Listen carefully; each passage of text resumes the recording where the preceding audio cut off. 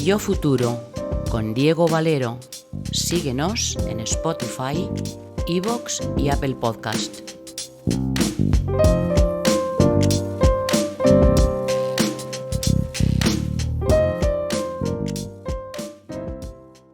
La Organización Mundial de la Salud define a la salud como un estado de completo bienestar físico, mental y social.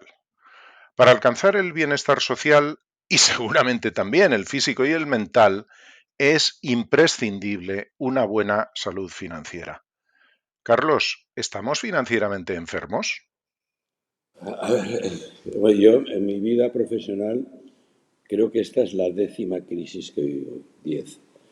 Todas tienen un origen diferente, pero al final las consecuencias son las mismas, ¿no? Y al final acabas curado, te curas, ¿no? Y piensa a ver, lo más importante es la salud física y mental, y después después viene el dinero, viene la salud financiera, yo pondría en segundo lugar. Y ciertamente hay algo de interrelación, sin duda. Pero ya te digo, de las 10 últimas crisis que yo he vivido personalmente como profesional, de las 10 se ha salido adelante. O sea, son catarros que pueden durar meses, años, semanas, pero al final te curas el catarro. Conocí a Carlos hace mucho tiempo. Él era un jovencísimo presidente del Círculo de Economía y yo empezaba a trabajar en temas de pensiones y fue en un evento, lo recuerdo perfectamente, que sobre esa cuestión organizó el Círculo. Desde entonces debo decir que Carlos ha sido uno de mis referentes profesionales. Por aquel entonces ya había fundado FIBank, que fue un concepto diferente de banco innovador en España.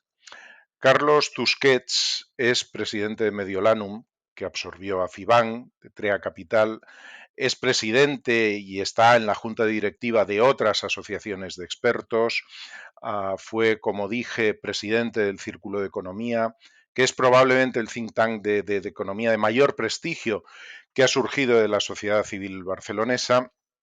Carlos fue además durante un breve periodo de tiempo presidente accidental del Barça, del Fútbol Club Barcelona, de quien ha sido directivo durante bastantes años. Carlos, muchísimas gracias por acompañarnos hoy en Millo Futuro.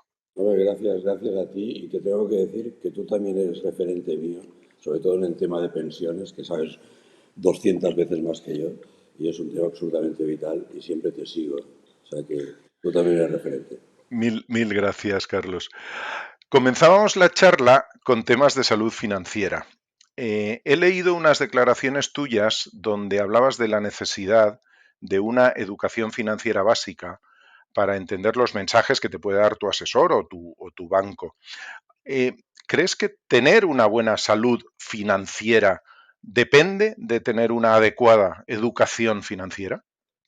Sin duda, sin duda. Y haciendo el símil de la salud, es decir, si tú vas a un médico que te conoce, que sabe cómo eres y que tiene tus antecedentes, sin ninguna duda vas a entender mucho más la receta que te va a dar para curar en un momento determinado tu enfermedad, ¿no? Además, es un símil, ¿no? Entonces, imagínate que tienes una jaqueca enorme y vas a la seguridad social, que no te conocen, a lo mejor no te conocen, no es un médico de cabecera. Oiga, tengo una jaqueca enorme. Mire, tome aspirina. Adiós, siguiente. Bueno, y a lo mejor tú tienes úlcera de estómago y resulta que la aspirina es ácido, ¿no? Es ácido y te puede afectar a lo mejor te tienen que haber recomendado gelocatil, no lo sé. Es decir, que es importante escuchar, ¿no? Y entender lo que te dice el médico, por qué te lo dice. No es que tengas que tú entender la fórmula de la aspirina o del gelocatil, pero sí entender que su componente te puede afectar positivamente o negativamente, ¿no? Es este mismo símil, ¿no? Es decir, y es muy importante esto estar acompañado con un buen médico de cabecera también del dinero, ¿no? No se te ocurra operarte tú mismo de apendicitis porque te duele el estómago, ¿no? Pues vas a ir a un médico, ¿no? Como no se te ocurre ir a un juicio sin tu abogado o hacerte una casa sin tu arquitecto, ¿no? Pero sí, tienes que entender lo que te dice tu arquitecto, si te gusta, si te conviene, si está con tus mismos planes y si tu abogado, la defensa que va a emplear, está de acuerdo con lo que tú pretendes, ¿no? Pues exactamente igual en el tema del dinero. Tienes que tener una suficiente cultura financiera, no para ser un experto pero sí para entender lo que te piden, saber si te conviene o no. Que sin duda es una de las grandes carencias que tenemos en este país, ¿verdad? Sin duda, sin duda. Y además iría bien a todo el mundo una alineación en ese sentido, no decir, oye, me creo lo que me dice mi banquero, que no entiendo nada porque lleva corbata y va muy bien peinado y tiene muchos títulos. No, porque lo entiendo. Si no lo entiendes, no hagas nada de lo que te dice tu banquero. Pero tienes que entenderlo y saber que te conviene. Una de las claves de una buena salud financiera es el ahorro, y ahorrar duele. También has manifestado que el ser humano es cortoplacista. ¿Qué teclas crees que se pueden tocar para contrarrestar esa dualidad, ¿no?, entre el presente y el futuro? De hecho, el título de este podcast lo llamamos así, ¿no? Alude a ello. Es mi yo futuro.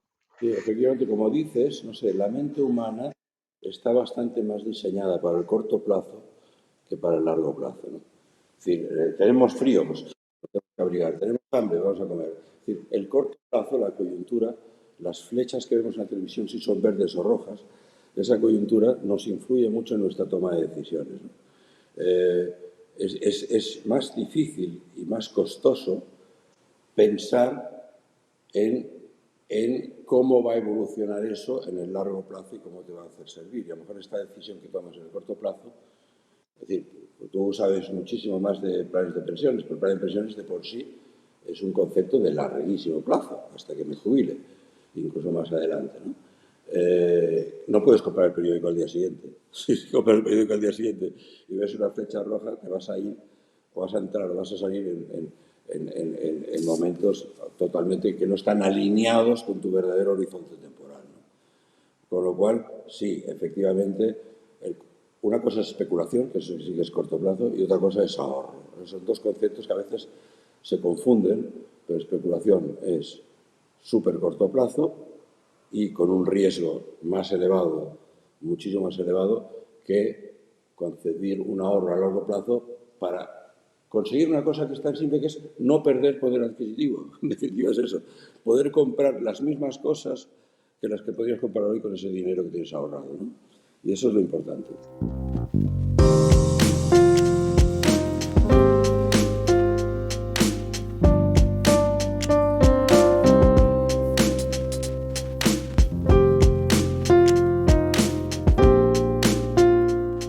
En tu libro Enriquéceme despacio, que tengo prisa, título brillante por otra parte, te diriges a Quique, un joven de la recepción del banco, a quien ayudas a entender las cuestiones fundamentales de las finanzas. Al final, yo creo que todos somos un poco Quique, ¿no? Necesitamos a alguien que nos guíe. De hecho, ahí dices algo que me parece crucial. Dices que el ahorro no es una cuestión de cantidad, sino de actitud. Sí, es verdad, porque es lo que decíamos antes, ¿no? Es decir, si tú llegas a entender para qué te sirve este ahorro, cuál es su finalidad, entonces cambiarás el chip y te pondrás más en esta actitud de largo plazo, ¿no? Pero por eso digo que es importante tener a tu médico de cabecera del dinero cerca, alguien en quien confiar y alguien que te lo haga ver, ¿no? Porque hacértelo tú solo es muy complicado. Yo mismo, que soy profesional de esto, también consulto con asesores para tomar decisiones, naturalmente, porque la soledad no es buena compañía, sin duda. Es verdad, es verdad. No, y el símil este que haces de médico de cabecera del dinero me parece fantástico, porque cuando hablamos eso de salud financiera, etcétera, cada aspecto de la salud tiene su profesional. Entonces, el poder tener esa persona que te entiende, que te conoce, que te acompaña, que te explica, que te da recetas que puedes entender, es algo imprescindible y lamentablemente muy poco utilizado todavía en nuestro entorno. Y después también hay otra cosa, es decir, mmm, nos movemos mucho por la euforia y por los miedos, ¿eh? Y eso es horroroso, porque para aprovechar, a ver, cuando queremos comprarnos un traje nuevo y estamos a una semana de las rebajas, pues nos esperamos a que haya las rebajas y ese traje que estaba en 300 euros luego estará en 150 a la semana siguiente. Y nos esperamos y vamos a comprarlo, ¿no? En las finanzas no, en las finanzas lo hacemos al revés. Es decir, hasta que no lo vemos caro, muchas flechas verdes, no vamos a comprar. Gran error, ¿no? Entonces, y al revés, ¿no? Cuando vemos flechas rojas, que es cuando están en los de rebajas, pues nos da miedo y nosotros también vendemos en vez de comprar, ¿no? Eso es lo que decía yo de la actitud y de tener a alguien a tu lado que te haga ver que tienes que cambiar el chip por el largo plazo y por tus objetivos. Yo creo que es básico esto. Además, en el libro también hablas de elementos que influyen mucho en eso, de dos enemigos silenciosos, dices, que son la inflación y los impuestos. Nos es difícil entender el concepto de rentabilidad real, ¿no? Y más aún el interés compuesto. Tú mismo dices que Einstein lo calificó como la fuerza más poderosa de la galaxia. Sí, efectivamente, sí, esto es una cita de Einstein. A ver, efectivamente tenemos dos carcomas que no nos enteramos y se nos van comiendo el patrimonio poco a poco, ¿no? Hace poco había algún gurú muy conocido que decía, la palabra inflación hay que quitarla del diccionario. Bueno, pues ahora este señor debe estar, se ha puesto rojo de vergüenza, supongo. Sabe que la inflación sí existe, existirá y ha existido siempre, ¿no? Y además cada uno de nosotros tenemos una inflación distinta. Y que tú tienes una cesta de la compra y yo tengo otra cesta de la compra. Somos distintos, nuestras inflaciones son distintas seguro. Y además seguro que no coinciden con la que publica el Instituto Nacional de Estadística el 31 de diciembre de cada año. Y seguro que tampoco. Con lo cual, a ver, si pensamos que cuando íbamos al supermercado hace 15 años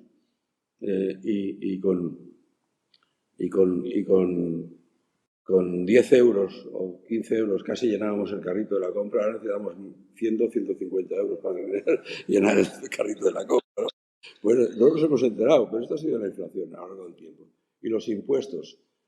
La inflación no deja de ser también un impuesto. La inflación no deja de ser un impuesto también. Pero los otros impuestos, que yo no conozco ninguna época, al menos de mi etapa profesional financiera, que haya visto ningún gobierno, al menos en España, que haya mejorado la fiscalidad del ahorro, sino al contrario, cada vez se va empeorando más, ¿no?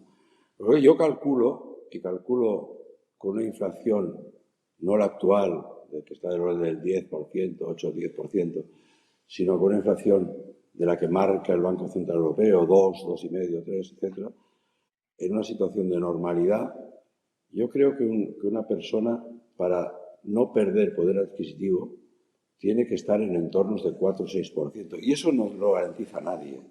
Es una garantía de rentabilidad. Si alguien te dice que eso está garantizado, cambia de acera porque seguro que hay una estafa detrás. No hay garantía de él. Pero sí que se puede obtener esta rentabilidad y más, gestionándolo bien y con un buen asesor a tu lado. Pero efectivamente esos dos carcomas no nos hemos enterado y se nos come el patrimonio sin que nos enteremos.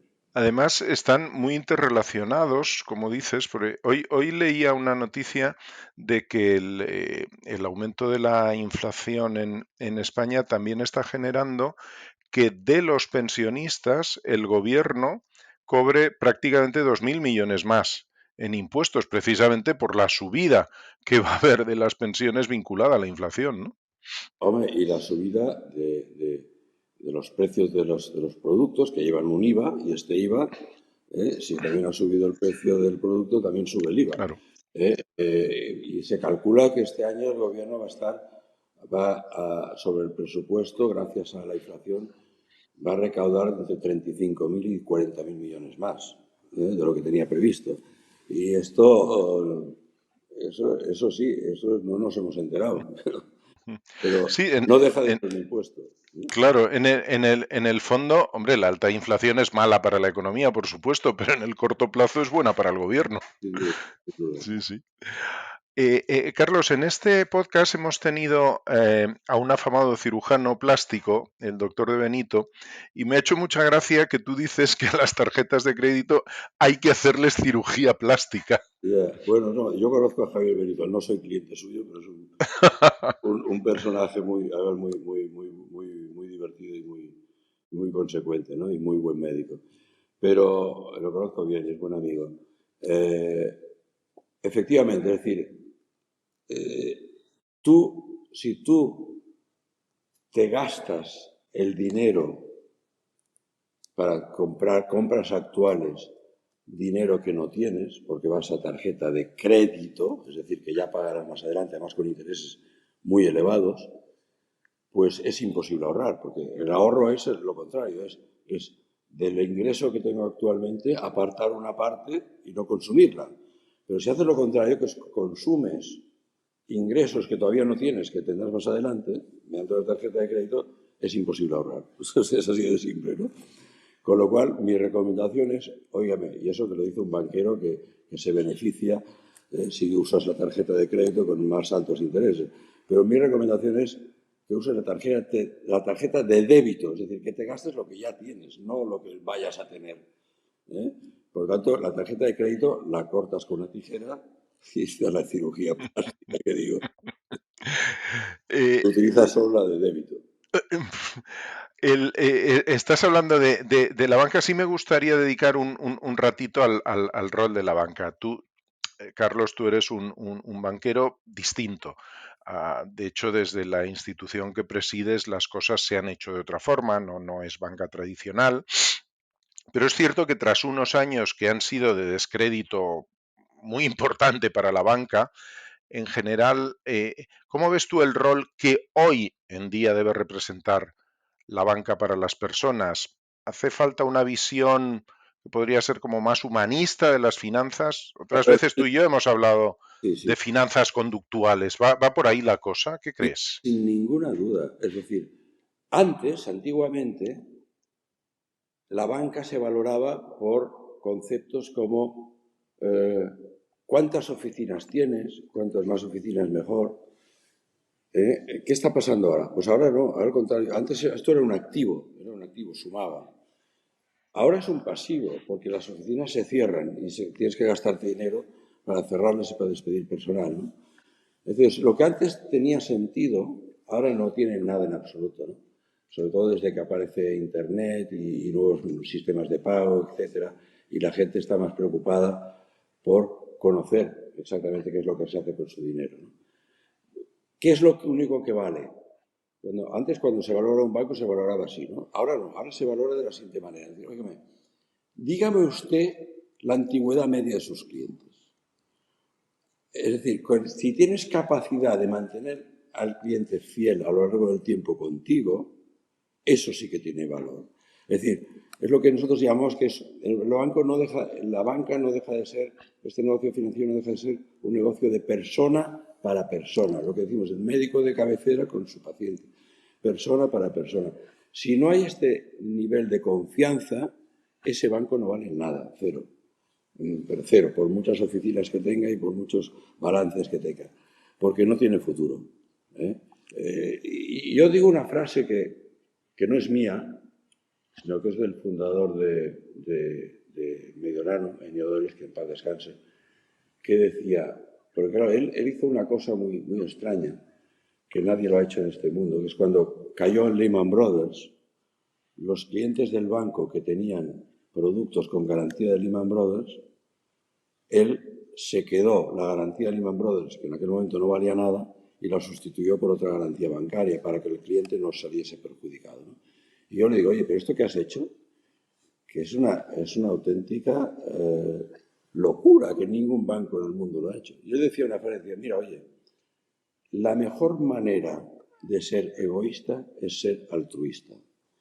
Dice, porque al final eso se te devuelve con creces.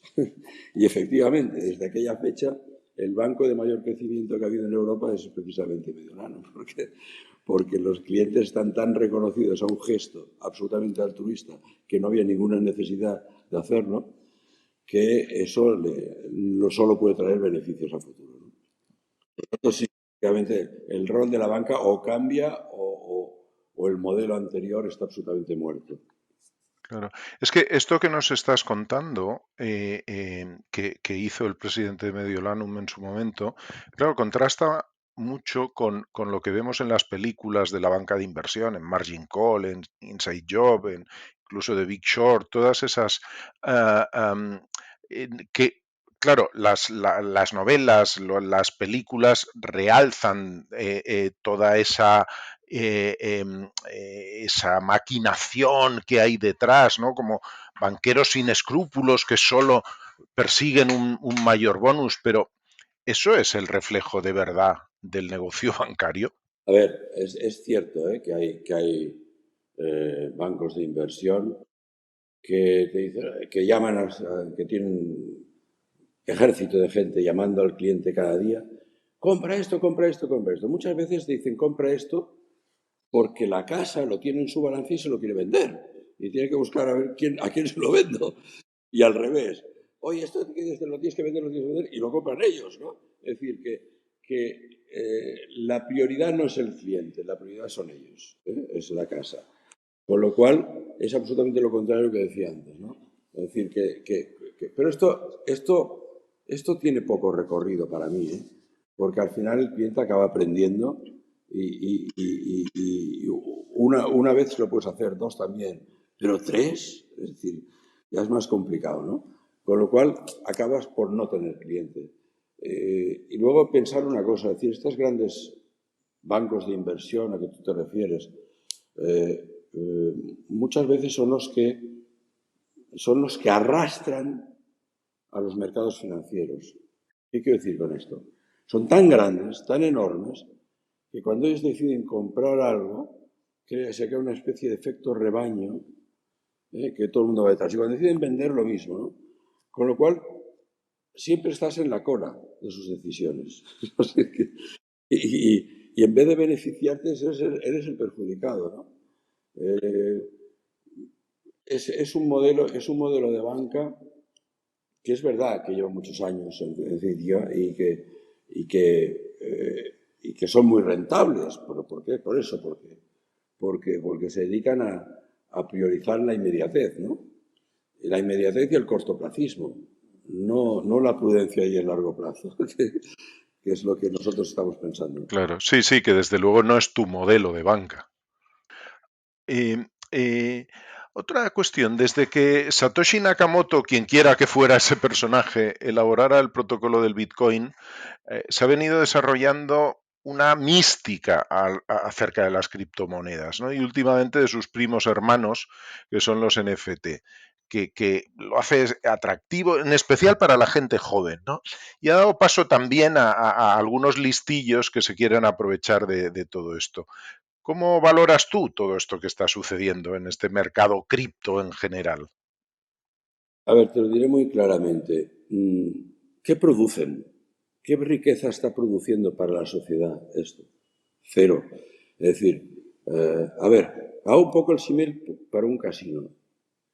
En un casino algo producen, porque al menos venden Coca-Colas y bocadillos y cenas y algo, y compran un local y alquilan, ¿no? Pero bueno, en un casino hay dos o tres que siempre ganan. El dueño del casino, el croupier, que es el que reparte las cartas, y el tío que lleva el bar o el restaurante. De los clientes, la estadística que es más del 80% pierden y como máximo el 20% ganan, ¿no? Es estadística pura. Porque es que no se produce nada, ninguna riqueza, es un intercambio de cromos, es a ver quién se queda con el muerto final, ¿no? Es un poco, vamos, hemos vivido muchas crisis en la historia de la humanidad, desde los tulipanes, hasta pasando por el Mar del Sur o Madoff incluso, que no dejan de ser, que no se produce ninguna riqueza adicional, sino que es una burbuja, una pirámide. ¿Eh? Pues yo creo que un poco, mira, no sé si sabes, seguro que sí que lo sabes, la fiebre del oro de California, cuando todo el mundo Sí, iba allá, es un poco, es decir, la mayoría perdían. ¿Quién ganaba seguro? El que vendía los picos y las palas. Eso sí. Sí. Porque todo el mundo tenía que comprar picos y palas para buscar el oro, ¿no? Pero es eso, es decir, que muy pocos ganan en esto y muy pocos crean riqueza, ¿no? Y con lo cual yo, primero, y además no es una moneda, porque una moneda por definición es algo que tiene aceptación universal, que tiene un respaldo estatal o de una región mundial, etcétera, detrás, apoyando el tema con su balance, y que tiene relativamente poca volatilidad. Esto es absolutamente lo contrario. Tiene una enorme volatilidad, no tiene nadie detrás, nadie sabe quién es Nakamoto que no debe ser ni su nombre de verdad, y no hay ningún respaldo y no hay aceptación universal como moneda, por intercambio de bienes y servicios, ¿no? Por lo tanto, es que es una absoluta pirámide. Y alguno ganará, el que se vaya rápido, y el que se quede perderá seguro. Sí, sí, sí. No, yo coincido plenamente contigo, plenamente.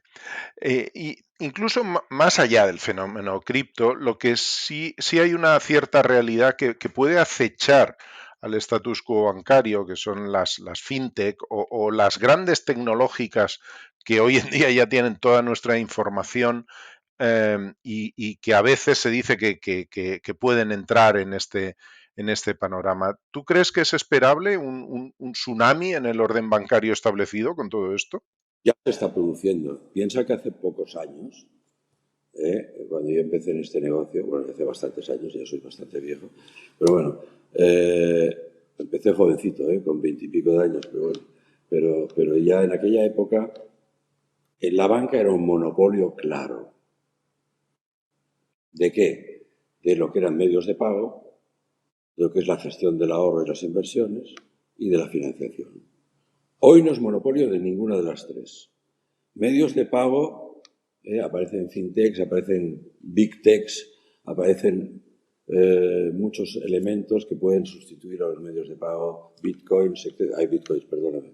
Es decir, hay medios de pago, incluso hasta entidades comerciales que están utilizando medios de pago, ya no tiene tarjetas de crédito o de débito que no tienen nada que ver con un sector bancario. Es decir, hay el Bizum, etc. Hay muchos sistemas que están fuera del monopolio de la banca, ¿no? Con lo cual, en medios de pago no.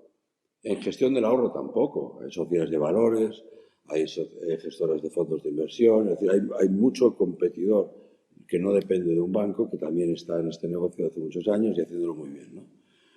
Y en financiación tampoco. Es decir, en financiación sí que España estamos mal acostumbrados porque hasta hace poco prácticamente el 100% de la financiación empresarial, sobre todo en medianas y pequeñas empresas, venía de la banca.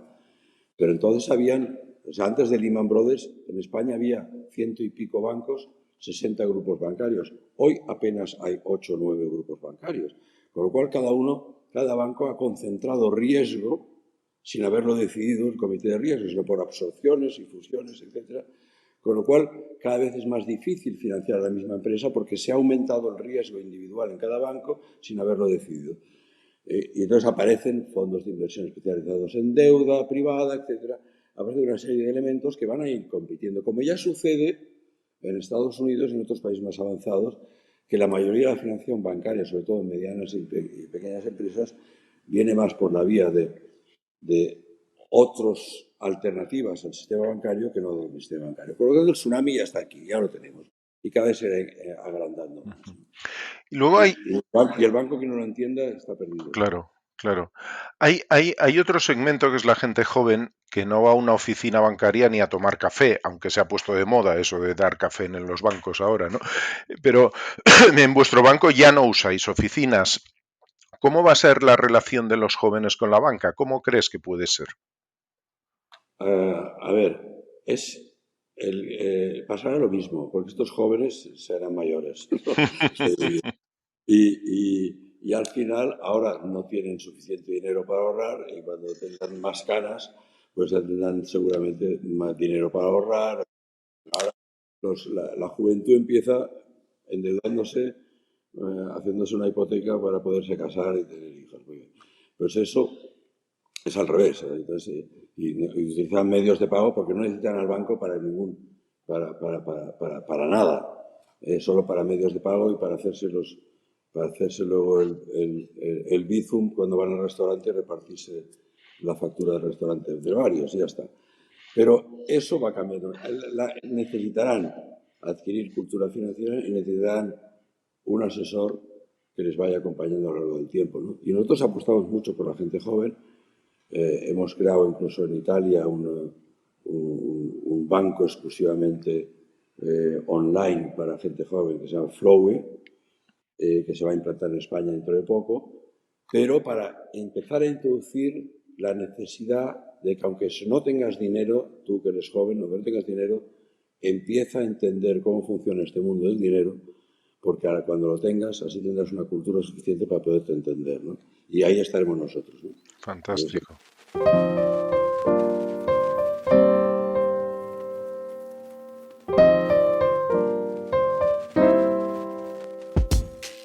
Estás escuchando Mi Yo Futuro. Síguenos en Spotify, iVoox y Apple Podcast.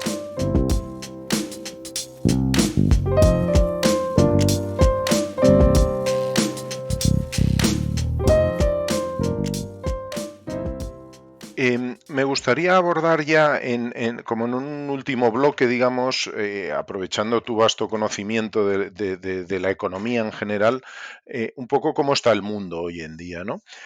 Tras la pandemia, el mundo ha cambiado, todo ha cambiado, y aunque se nos olvida muy rápido lo que hemos pasado y volvemos a nuestro día a día, pues prácticamente sin darnos cuenta de que hemos vivido una época que será histórica, que los libros de historia la citarán, ¿no? Pero desde el punto de vista económico, la pandemia ha dejado también unas secuelas que van a tardar en cicatrizar, y a ello se le une muy especialmente la invasión de Ucrania y todas las derivadas, no solo de la guerra y del sufrimiento de las personas y el fallecimiento, sino también desde el punto de vista económico. Nos ha llevado ahora a una situación, tú lo comentabas antes, una situación de una inflación inusualmente alta, con un crecimiento que se ha ralentizado. ¿Tú crees que, como dicen algunos, caminamos indefectiblemente hacia eso que los economistas llaman estanflación, a una recesión con inflación? ¿O crees que no va a ser tan grave la situación? Bueno, tienes toda la razón que la crisis actual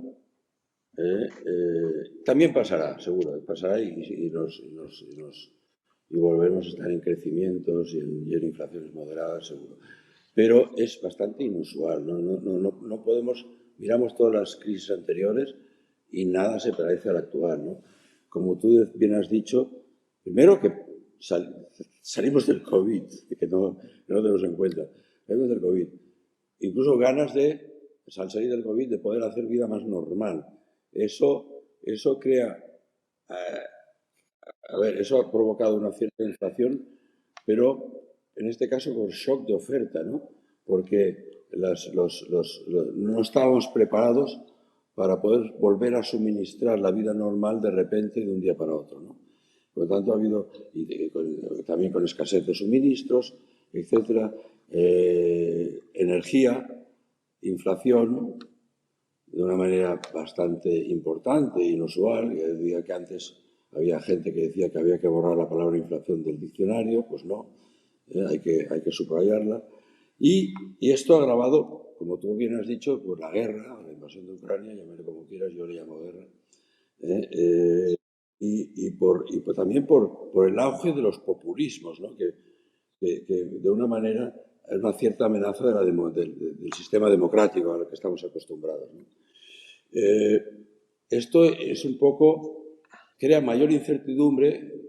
A ver, si vamos conduciendo y de repente cae una niebla de narices que no ves en la siguiente curva, hombre, lo prudente es pararse para ver hasta que escampe la niebla, ¿no? Bueno, pues la incertidumbre ha aumentado, ¿no? Dices, oye, pero es que ha ocurrido lo inesperado. No, todo lo que he dicho era posible. Lo que ocurre es que no lo habíamos pensado, no No, nunca ocurre lo inesperado, ocurre lo no pensado, ¿no? Y efectivamente se da una situación muy diferente de lo habitual, ¿no? Con lo cual, hay que quedar separado a esperar que escampe la niebla.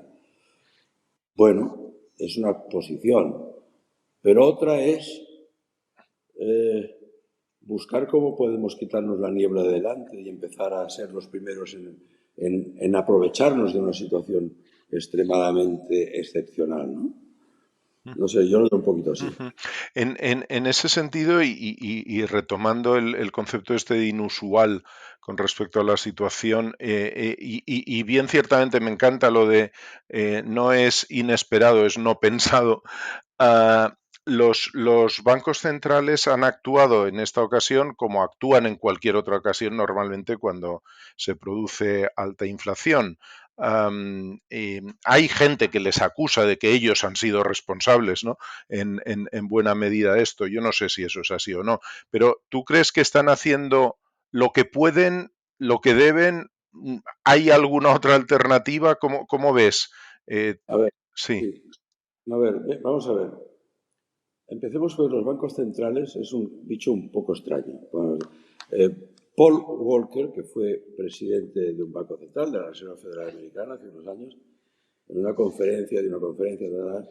Entonces las preguntas que le hacen los periodistas, dice, oiga, señor Volcker, por lo que usted ha dicho, usted subirá los tipos de interés 3 puntos, no sé qué, ¿he entendido bien? Entonces el tío se queda pensando y dice, mire usted, si usted me ha entendido bien, es que no me he expresado correctamente. Es decir, Yeah. que procura es que nadie los entiende. Pero bueno, pero esta vez sí que para los bancos centrales es un poco distinto, porque claro, estar en una situación de alta inflación no puedes ir con un bazooka y decir, oye, me cargo la inflación de golpe, porque te puedes cargar muchas más cosas, ¿no? Hay que saber acompasar la lucha contra la inflación, que es el objetivo principal, pero también con una búsqueda de no frenar el crecimiento y la búsqueda del mayor empleo, ¿no? Esto hay que acompasarlo. Y tú, si vas con cañonazos para intentar arreglar la inflación, subiendo de golpe muchos tipos de interés y dejando de comprar bonos, etcétera, te puedes acabar cargando a la criatura, ¿no? Es un poco eso de decir, oye, a ver, después de... hay que... El dolor a veces no deja cicatriz, volviendo al símil médico, ¿no? El dolor a veces no deja cicatrizar bien las heridas de la cirugía, ¿no? Es importante al menos que no haya dolor, ¿no? Entonces, esto es una de las misiones que tienen los bancos centrales, es procurar que no haya excesivo dolor en la población, ¿no? Es un poco también lo que se habla ahora de, oye, el pacto de rentas, ¿no? Pues este marrón que nos hemos comido, repartámoslo para que no se lo coma uno solo, ¿no? Si los gobiernos van a aumentar más la recaudación, hombre, pues óigame, pues devolvamos parte de esta recaudación a los ciudadanos, ¿no? Si los salarios tienen que llegar hasta al 100% de la inflación, hombre, pues no. Si las empresas tienen que ganar más dinero y repercutir en sus precios de los productos de la inflación, pues tampoco, ¿no? Es decir, repartamos un poco el daño que tenemos encima de la mesa entre varios para que no haya uno que tenga mucho dolor, ¿eh? Que no vaya todo el dolor dirigido a uno solo, ¿no? Claro, claro. Y eso es lo que tienen que hacer ahora los bancos centrales, que como tú bien decías, es un caso inusual, ¿no? Y además nos hemos propuesto la descarbonización, el ESG, no sé qué, tal, y las energías limpias. Pues, todo esto de golpe, súmalo al populismo que hablábamos, a la guerra, a la inflación, a la carencia de suministros. Pero es un cóctel, y saliendo del COVID. Esto es un cóctel explosivo. Entonces, puede haber que haya recesión o no durante unos temporada tal, pues sí, es posible, pero también si abundamos en mensajes negativos, vamos a hacer que la gente tenga el coche parado hasta que escampe la niebla durante mucho tiempo. Y los empresarios, y el dinero está ahí circulando. Tenemos que hacer que el empresario vuelva a invertir, vuelva a contratar, porque si no vamos a alargar esa recesión si los mensajes son negativos, ¿no? Sobre eso, sobre los mensajes negativos, bueno, a veces es como un agujero negro en cuanto a atracción infinita las noticias negativas. De hecho, hay competición a veces entre economistas para ver quién pronostica una crisis peor. Tú que eres doctor en economía y de esto sabes muchísimo, la información negativa, lo estabas apuntando ahora, ¿no? La información negativa sobre cuestiones económicas acaba siendo uno de los principales aliados de que Claro. realmente exista una crisis. Sí, bueno, puede ser el origen incluso de El crisis. origen, el origen. Mensajes efectivamente negativos pueden aumentar o crear, incluso llegar a crear crisis inexistentes. ¿Eh?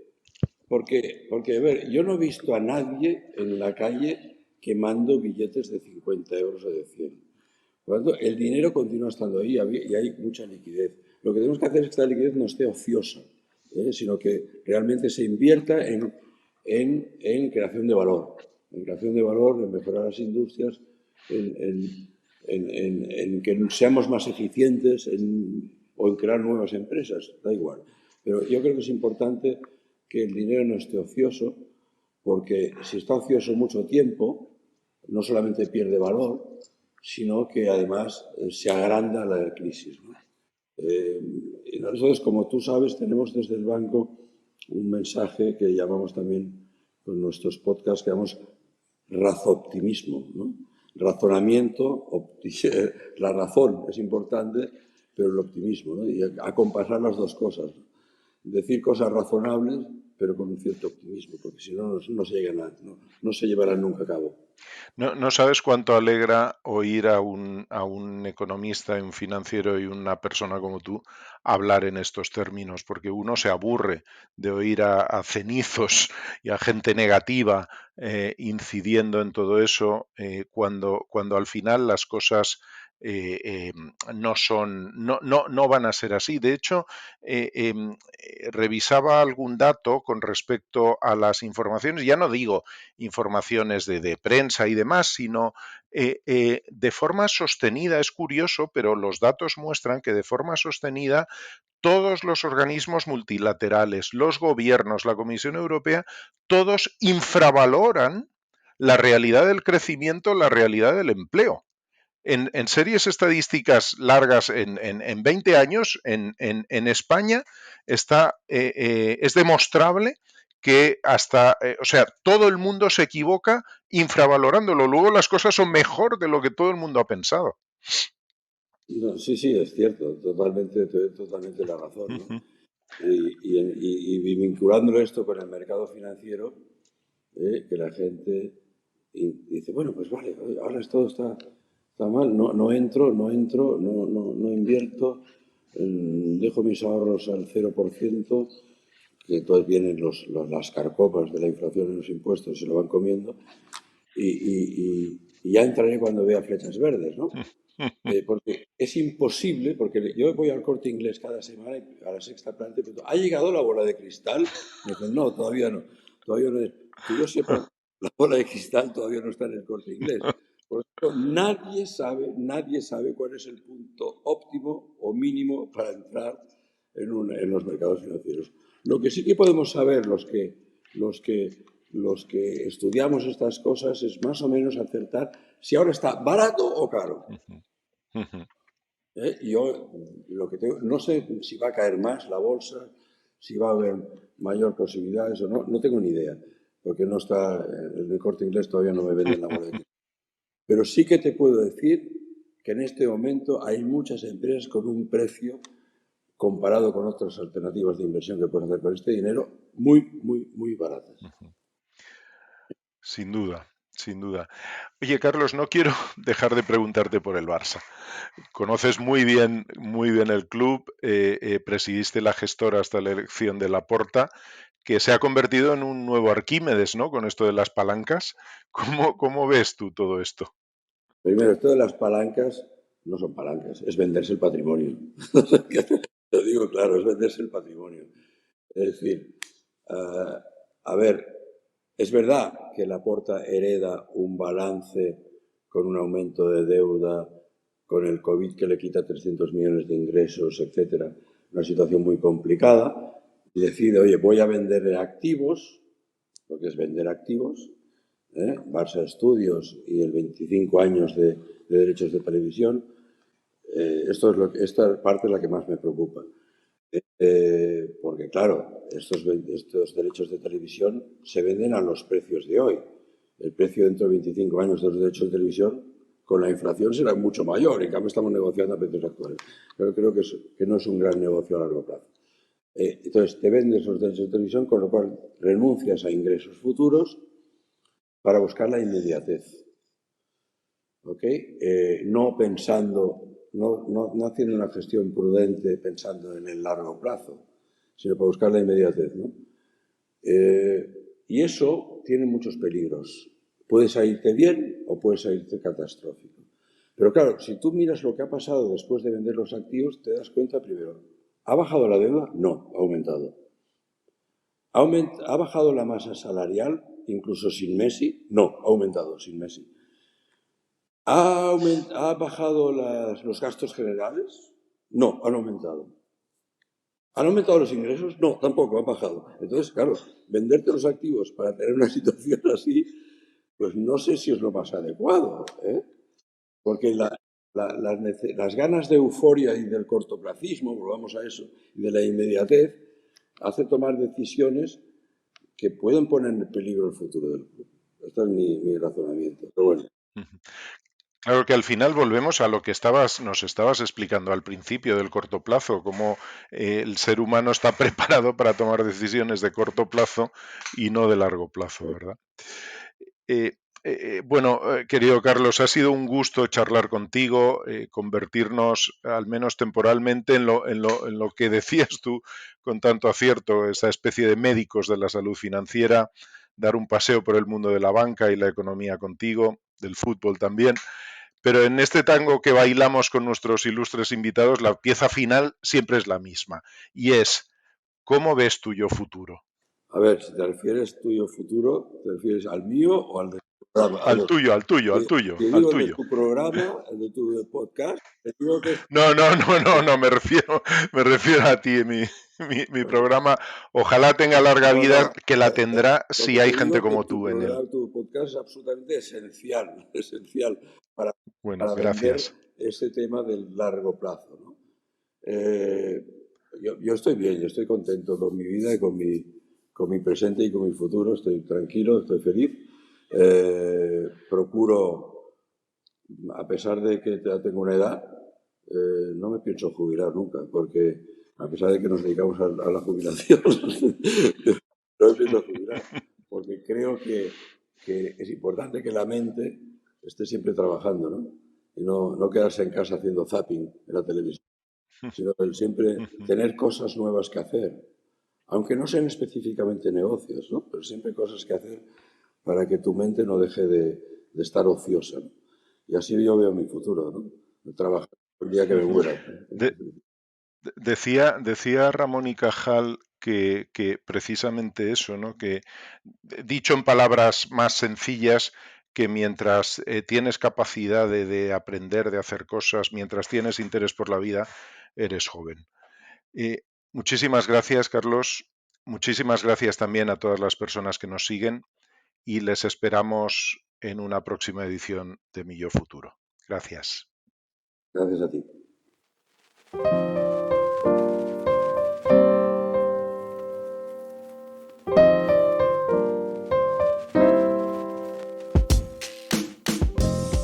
Mi Yo Futuro con Diego Valero. Síguenos en Spotify, iVoox y Apple Podcast.